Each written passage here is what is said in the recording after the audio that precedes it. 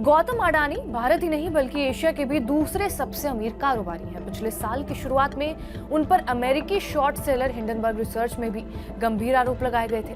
अब साल खत्म होने से पहले अमेरिकी प्रोसिक्यूटर्स की ओर से रिश्वत जैसे काफी सीरियस एलिगेशन उन पर लगाए गए हैं। खास बात तो यह है कि अमेरिका की अदालत ने गौतम अडानी के साथ 7 लोगों के खिलाफ वारंट तक जारी कर दिया है। उन पर अरबों डॉलर की रिश्वतखोरी में शामिल होने और सरकारी अधिकारियों और अमेरिकी निवेशकों को धोखा देने का आरोप लगाया गया है। अमेरिकी कोर्ट में उनके खिलाफ केस भी दर्ज किया गया है।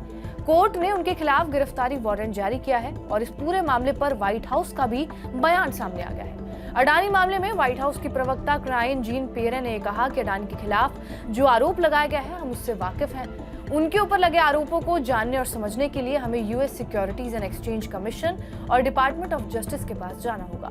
जहां तक बात भारत और अमेरिका के संबंधों की है तो मेरा मानना यह है कि दोनों देशों के बीच मजबूत संबंध है और मुझे यकीन है कि ये संबंध आगे भी बने रहेंगे। दरअसल ये कुछ ऐसा मामला है जिसे लेकर आप एसईसी और डीओजी से सीधे बात कर सकते हैं। भारत और अमेरिका के बीच का संबंध मजबूत है।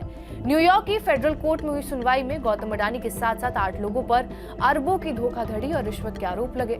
अडानी ग्रुप ने इन आरोपों को नकार दिया है। दरअसल यूनाइटेड स्टेट्स अटॉर्नी ऑफिस का कहना है कि अडानी ने भारत में सोलर एनर्जी से जुड़ा कॉन्ट्रैक्ट हासिल करने के लिए भारतीय अधिकारियों को $265 मिलियन यानी कि करीब 2200 करोड़ रुपए की रिश्वत दी। लेकिन अडानी ग्रुप ने बयान जारी करके ही सभी आरोपों को नकार दिया और इसे आधारहीन बताया। समूह ने कहा कि अडानी ग्रीन एनर्जी लिमिटेड के डायरेक्टर्स के खिलाफ United State department of justice और United State securities and exchange commission की ओर से लगाए गए आरोप निराधार है।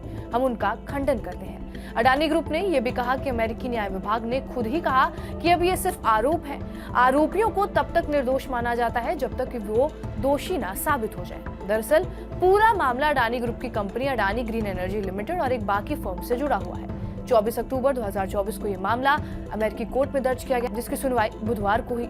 अडानी के अलावा शामिल 7 बाकी लोग सागर अडानी, विनीत एस जैन, रंजीत गुप्ता, साइरल कैबिनिस, सौरभ अग्रवाल, दीपक मल्होत्रा और रुपेश अग्रवाल हैं। अडानी पर आरोप है कि रिश्वत के इन पैसों को जुटाने के लिए अमेरिकी और विदेशी निवेशकों को और बैंकों से झूठ बोला गया। सागर और Vineet Adani green energy limited के अधिकारी हैं। सागर गौतम अडानी के भतीजे हैं और गौतम अडानी और सागर के खिलाफ गिरफ्तारी वारंट भी जारी किया गया। अब आगे देखना होगा कि इस केस में क्या मोड़ आता है। बहरहाल आपका इस खबर पर क्या कुछ कहना है हमें कमेंट बॉक्स में जरूर बताएं। बाकी देश और दुनिया की तमाम बड़ी खबरों के लिए बने रहिए हमारे साथ TV9 डिजिटल पर।